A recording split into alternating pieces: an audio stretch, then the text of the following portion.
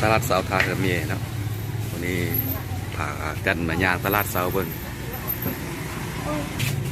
อาหารบ้านเฮามันอุดมสมบูรณ์มีหลายอย่าง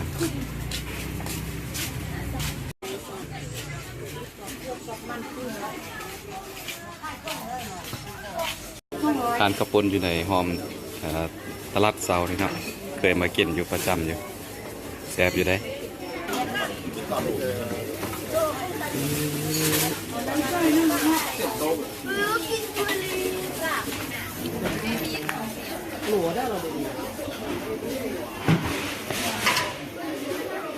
ได้ซ้อมไม่ดู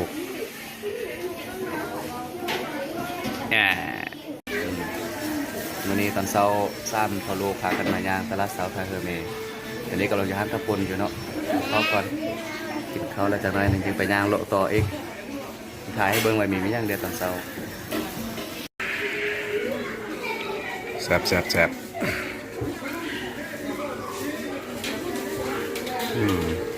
ลูกใส่กินแม่เอาใช่แม่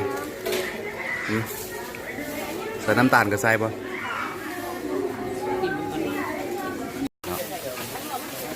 ที่ตลาดเสาไทยเคยมีพากันมาย่างข้าวซ่าเลยลูก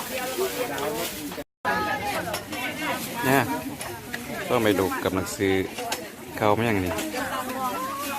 อะไร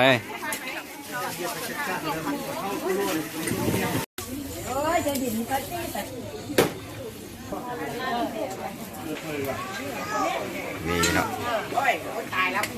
ว้าวมีหมูปลาเด้หมูปลากับปลา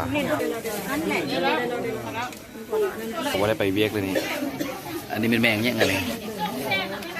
คิดวายป่ะอีเต่าแดงจะทายหูเต่าแม่นี่เป็นตัวแม่อันนี้นะ